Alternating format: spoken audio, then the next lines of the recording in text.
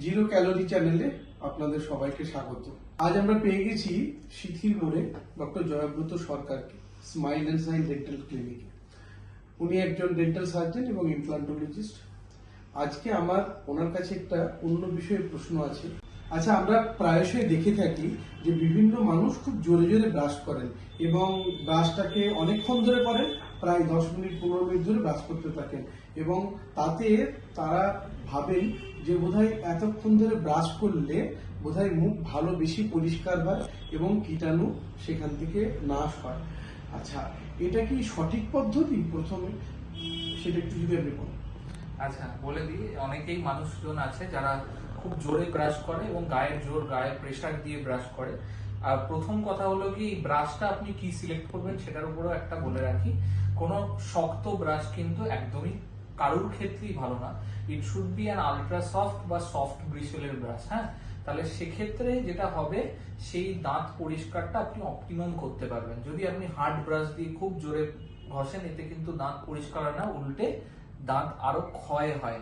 দাঁতের উপরের যে আস্তরণটা আছে, যেটাকে আমরা এনামেল বলি আমাদের ভাষায়, সেটা ক্ষয়ে যায় এবং সেটা ক্ষয়ে গিয়ে বিভিন্ন গর্তের মতো হয়ে যায়, দাঁতে শিরশির করতে আরম্ভ করে, যেটাকে আমরা অ্যাট্রাকশন বলি।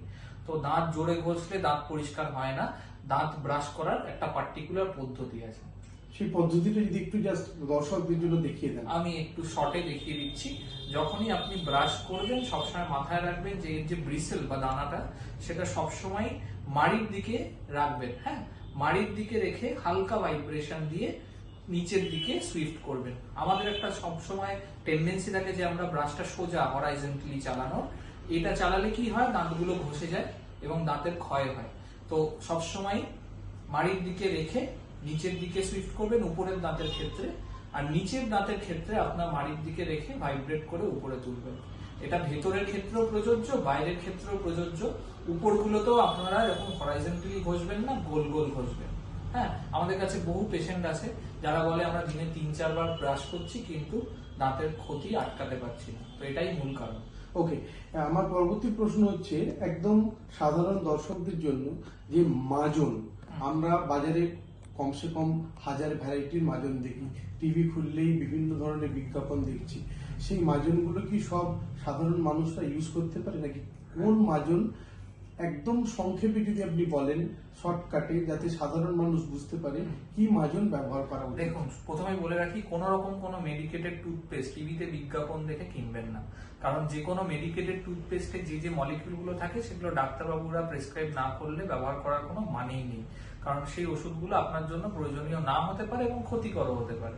তাহলে সেক্ষেত্রে আপনারা একদম প্লেন, আমি কোনো ব্র্যান্ডের নাম বলবো না, যে টুথপেস্টটা আপনার একদম plain toothpaste, just as an abrasive কাজে দিলে আপনার ব্রাশিং করতে সুবিধা হবে, সেটা ব্যবহার করবেন। আর বাকি সময় যদি মনে হচ্ছে দাঁতে কোনো সমস্যা আছে, ডাক্তারবাবুকে দেখিয়ে ডাক্তারবাবু যে মেডিকেটেড টুথপেস্ট প্রেসক্রাইব করবেন সেটাই ব্যবহার করবেন।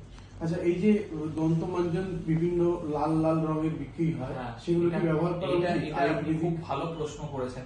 কিছু আয়ুর্বেদিক কোম্পানি আছে যারা ডিমান্ড করে যে এই দন্তমাঞ্জন বা এই যাই বলছেন, অ্যাব্রেসিভ খুব লাল রঙের হয় বলছেন, এই বা দানা দানা, সেগুলো ব্যবহার করলে দাঁতের ক্ষতি বাড়ে। হ্যাঁ, আমি ব্র্যান্ডের নাম বলবো না, কিন্তু এরকম ব্র্যান্ড বাজারে প্রচুর আছে। বিভিন্ন আয়ুর্বেদিক কোম্পানি আমাদের দেশে কয়েকটা আপনি জানেনই, বা আয়ুর্বেদিক কোম্পানি খুব ফেমাস। সেগুলো দিয়ে মাজলে কি হয়, তার যে অ্যাব্রেসিভ পার্টিকেল গুলো সেগুলো অনেক বড় দানা, তাতে কি হয় আপনার দাঁতের ক্ষতি বা ক্ষয়, যেটা হার্ড ব্রাশে হচ্ছিল, সেম ক্ষতিটা আপনার মাজনের দ্বারা হবে। তো এগুলো থেকেও বিরত থাকতে হবে। আমরা নরমাল সাদা পেস্ট ব্যবহার করা উচিত, পেস্ট ব্যবহার করবেন, যেটাতে ফেনা হয়। এছাড়া আরেকটা আমার শেষ প্রশ্ন হচ্ছে, সেটা হলো আমরা দেখি যে বিভিন্ন মানুষজন নিমের দাঁতন ইউজ করে, সেটা কি, নিমের ডাল, সেটা কি ইউজ করা উচিত? দেখুন, নিমের দাঁতনটা ব্যবহার করার অনেকগুলো কারণ আছে। নিমের দাঁতনটা ব্যবহার করার একটা কারণ তো দাঁত মাজা, একটা কারণ ওই নিমের একটা ফ্রেশনেস আছে। হ্যাঁ, যেরকম মিন্টের আছে সেরকম নিমেরও আছে। সেটা একটা একটা অ্যান্টিসেপটিক প্রপার্টি আছে। হ্যাঁ, বা ফাইবার গুলো আমাদেরকে দাঁত মজবুত করতে বাচ্চাদের ক্ষেত্রে সাহায্য করে। হ্যাঁ, তো নিমের দাঁতন আপনি করতেই পারেন, কিন্তু আপনার নর্মাল টুথপেস্ট দিয়ে ব্রাশ করাটা কিন্তু জরুরি। ওটা করে আপনি করুন না, কোনো অসুবিধা নেই। থ্যাংক ইউ, নমস্কার।